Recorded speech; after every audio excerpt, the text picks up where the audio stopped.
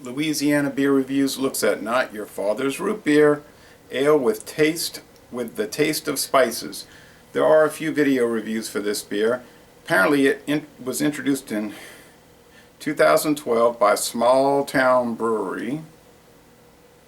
Small Town Brewery makes specialty beers that utilize unique ingredients with an unmistakable taste of nostalgia. Okay, well, in fact they make 3 beers. They make this root beer flavored beer, and they also make a 10.7% 22-ounce bottle version and a 19.5% 22-ounce bottle version. The headquarters of this company is in Illinois on their website, but right here it says Small Town Brewery, La Crosse, Wisconsin. Okay, it got me thinking now. On the website, the guy's talking about, my family has a history of brewing. He doesn't say who he is.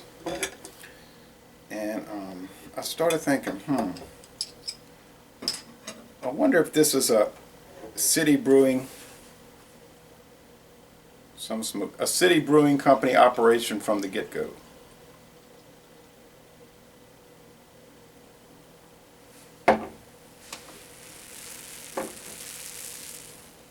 But it looks just like root beer.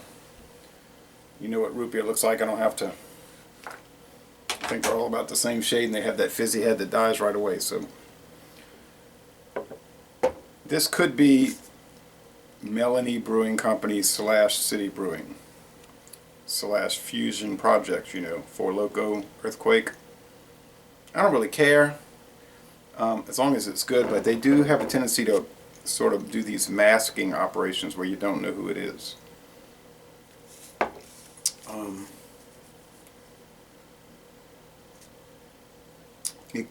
It gets a world-class score on Beer Advocate, okay? World-class, the highest possible score. A 92 out of 100 on Rapier and a 97 out of 100 for the style, which is the herb, vegetable, specialty beer category, you know, the hybrid style. It smells like root beer, much like Frost Top root beer. You may see that brand at a Frost Top restaurant. You may see it sold in the different Frost Top bottles, plastic bottles. I was talking to the manager of a grocery store. He told me, he just came up to me and he said, I drank some of this with lunch, and when I stood up it felt really strong. The alcohol hit me, so he said, but it tasted just like root beer. And he was like, he was drinking root beer with his lunch at work. But you could probably bring this to work and not get into trouble because everybody would think it's root beer. I wouldn't recommend doing that though.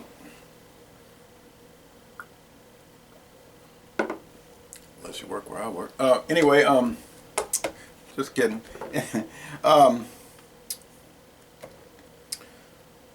Enough kidding in all seriousness. It does taste like root beer, but there's a but. And I was looking at Ethan's beer reviews and Beer Revelry. They were saying it's hard to rate because it just didn't taste like beer. The flavor is like root beer. The aroma is like root beer. The look, the mouth feels a little heavier than root beer. A little syrupy like root beer. The finish is semi-dry. It's easy drinking and refreshing, as you would imagine. There is some malt, a malt undertone though.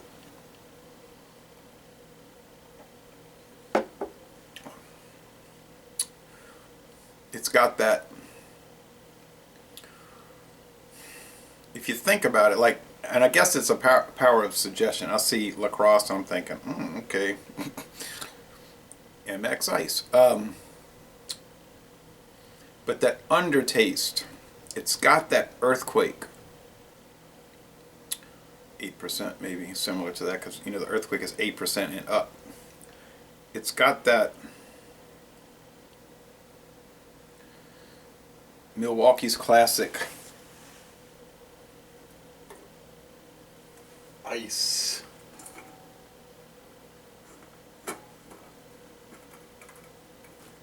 Thing going.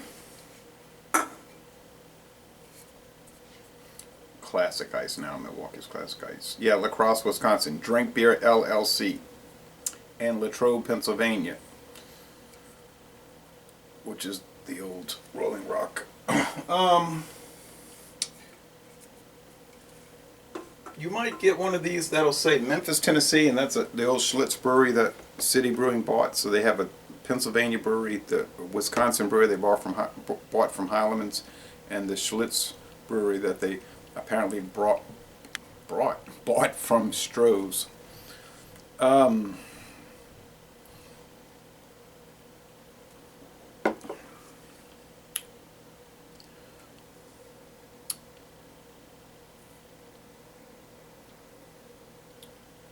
No lacing. Really no crackle. Now, I don't know how this gets a world-class score. What is that, a world-class score? I don't know how a novelty beer could get a world-class score. Okay, Goose Island Bourbon County Stout. Yeah, that's a novelty beer, you know, aged in the bourbon barrels. But it's a little bit different.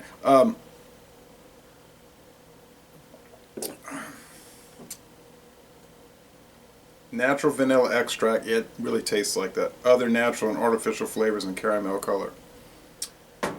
It's probably that root beer extract that you could buy at the grocery store, that they're buying wholesale, you know, from the suppliers. It's okay. This is for that. I mean, it's good. Maybe they even use the corn syrup. It kind of tastes like, you know, if you get the Frost Top or the A&W root beer and they're using that, usually it's the high fructose corn syrup, which is really not too good at all. It tastes better than your store brand, like your Surefine or something like that root beer. I don't know if it's really up to the standard of Mug, A&W, Barks. I don't think it's not up to the level of Barks. Certainly not. Frost Top, maybe it's not as good as the ones you get at the Frost Top restaurant. I think a little beer is coming out in the aroma. It really does taste like one of those Melanie Brewing Company beers mixed with root beer flavoring. It's not bad. I'll give it a B+. It's very good.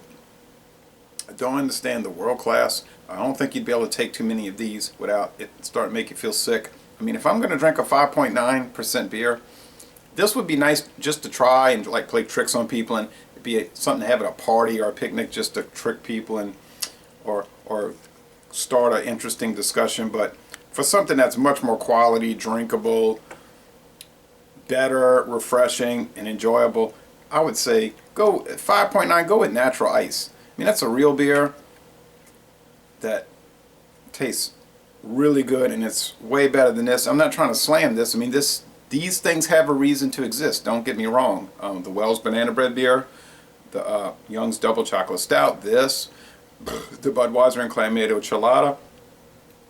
All those beers that are sort of in the novelty realm, there's nothing wrong with them. I'm not, the Sticky Toffee Pudding beer from Wells, I'm not picking on them. I'm just saying, if you do a lot of like standby drinking like I do, this would not fit the bill. So that's what I mean.